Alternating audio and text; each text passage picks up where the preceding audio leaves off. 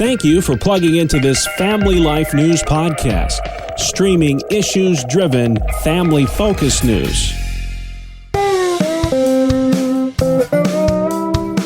This is Family Life Hometowns, a chance to get to know the stories behind the cities, towns, villages, and burgs that make up the Family Life listening area. We take a look at their history and learn what makes them special. Today, we spotlight Lock Haven, Pennsylvania. The area that was to become Lock Haven got off to a rather tumultuous start. Nestled along the confluence of the West Branch of the Susquehanna River and Bald Eagle Creek, the British took control of the area from the Iroquois in 1768 with the signing of the first Treaty of Fort Stanwix. However, despite official British control, colonist settlers began to appropriate land there. The first documented settler, Cleary Campbell, built a log cabin near the present site of Lock Haven University. More settlers and forts followed. As the American Revolution unfolded, the Iroquois, encouraged by the British,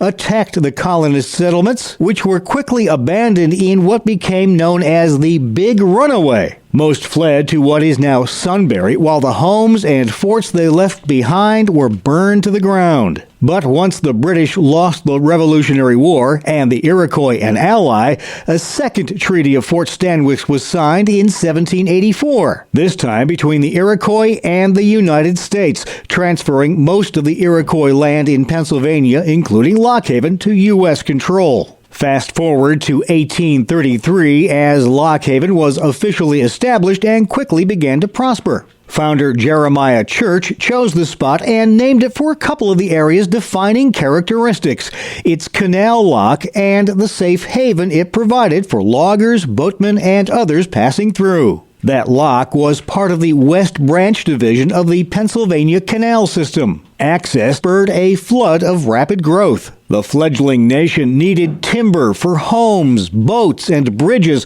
and the forests of Clinton County had plenty of sturdy lumber to offer, and the already thriving local lumber industry was able to export those crucial resources via the Pennsylvania Canal system, which, before the railroads began to pick up steam, connected Lock Haven to the likes of Pittsburgh, Philadelphia, and Baltimore. During the heyday of the canals and the logging boom, it was a common sight to see 12 by 80-foot boats floating by, carrying not only lumber, but also passengers, mail, and other cargoes. Lock Haven's population more than doubled during that period. In the 1860s, the Philadelphia and Erie Railroad arrived in town, and along with it, a building boom. The lumber continued to flow through Lock Haven by boat, by float, and by rail until lumber production began to finally taper off statewide in the 1880s. Also during that time, the small Central State Normal School was established to train teachers, an institution that one day would grow to become Lock Haven University.